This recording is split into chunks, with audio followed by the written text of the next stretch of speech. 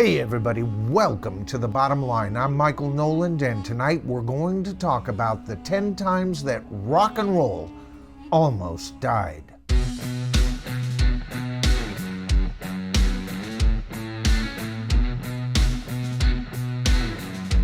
Alright, so most of you know who have been with the channel long enough that I feel that rock and roll is in the most precarious position that it's ever been in.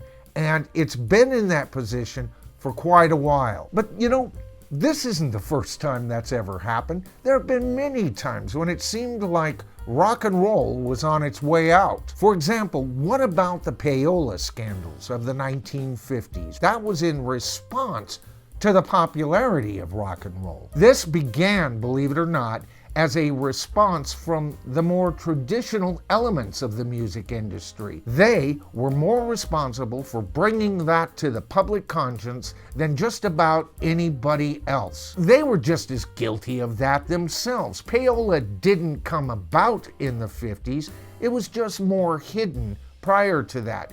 And the more traditional aspects of the music industry thought, we'll highlight it now because rock and roll is dangerous to the music industry. But you know, Payola wasn't the only scandal that a very young rock and roll had to contend with in the 50s. There was Jerry Lee Lewis. How about Chuck Berry and the scandals that happened with them? It's interesting because right around that time, we got a lot of very safe white artists covering rock and roll tunes, producing some of the most bland singles in the history of pop music, if you ask me. On we moved to the 60s, didn't we? And we saw the Beatles arrive, and with them, a ton of English acts. It took America a while to kind of catch up. Rock and roll was firmly in control. And for a while, in the 70s, it remained in control. But sure enough, right around that time,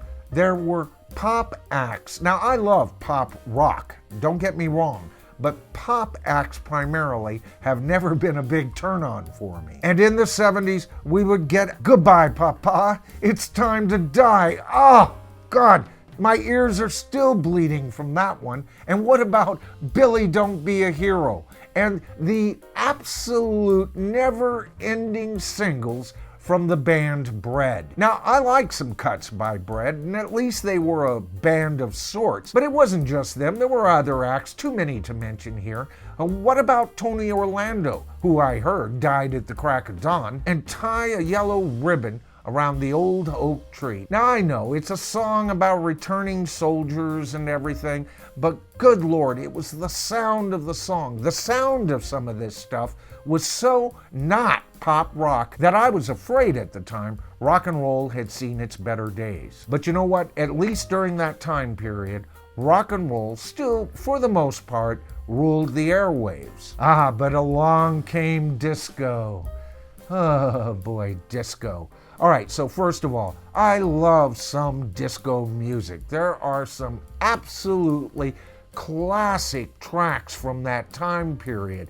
But overall, the sickening violins that come right out of the Love Boat. Thank God, punk arrived and put an end to that. I'm not a punk aficionado by any means, but I've said it before and I'll say it again.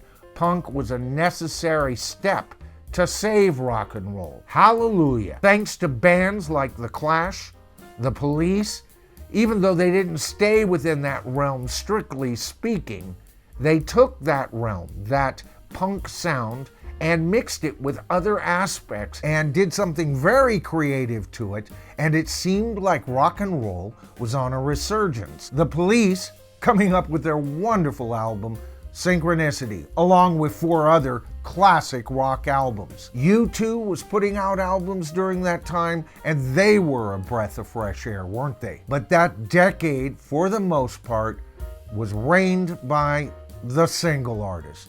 We had Michael Jackson and, of course, Prince at the very top of that list. And I'm not saying that what they did was wrong. I love good pop. And both Michael Jackson and Prince put out some great albums during that period. And it seemed like once they were there, we got all those silly hair bands. Now, I clearly remember when a lot of these hair bands came out, I was starting to lose interest. Now, there were a couple of bands in the hair band genre that were pretty good and would later outgrow that genre, right? But at the time, I gotta tell you, I was fearful for the future of rock and roll, and thank God grunge happened. Now, this was a style I could fully embrace right from the start. We're talking about Alice in Chains, Smashing Pumpkins, Pearl Jam, and many, many more who gave rock and roll a great shot in the arm at the time. And yet, right on the heels, almost immediately after grunge,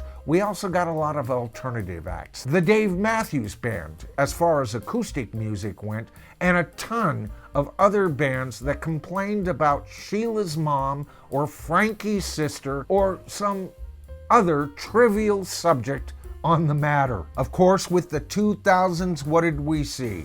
We saw the return of the single artist, and Britney Spears is the queen of that time period as far as I'm concerned. And you know what? There's not a single song she's ever done that I can listen to. Now we had the Mickey Mouse Club ruling the airways, didn't we? And of course, to me, that made the years from 2000 to 2010 quite droll.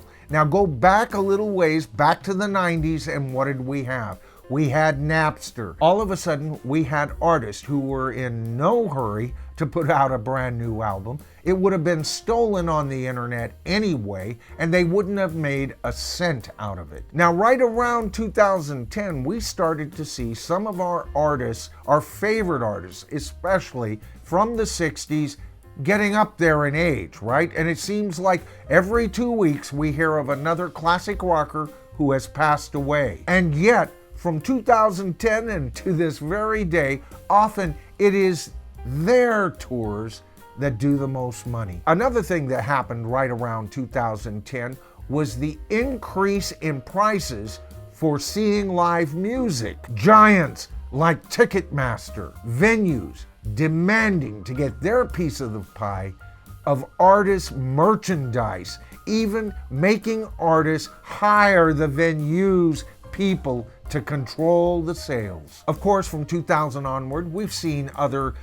genres such as rap and hip hop take a firmer hold, while rock and roll steadily received black eyes from organizations that seemed intent on their destruction. Whether that was record companies themselves, idiot organizations like the Rock and Roll Hall of Fame, or artists not rising to the opportunities of multimedia production. But you know what? It seems to me, starting around the year 2000 up until 2023, rock and roll has steadily been losing ground. Now, the fact that it's been steadily losing ground for 23 years tells you how popular this genre of music once was. But you know, in all of the history of rock and roll, even including these times we've mentioned, these times of danger for the genre of rock and roll, it always managed to climb back on top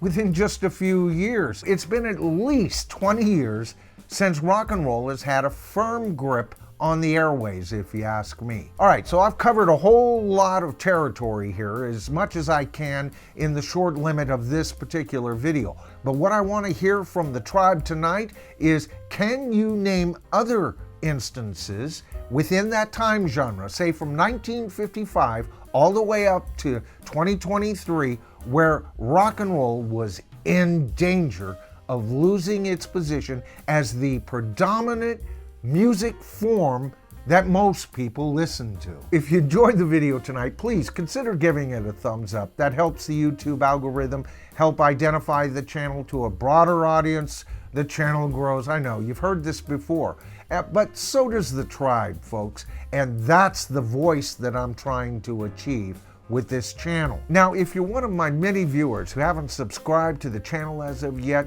did you know there is a way that you could be notified of all my future videos? All you have to do is hit that subscribe to the tribe button, then tap that top bell icon, and you are there. All right, I'm Michael Noland. This is The Bottom Line, again, as I see it. And together, folks, especially in the comments, we are the tribe. I'll see you in my next video.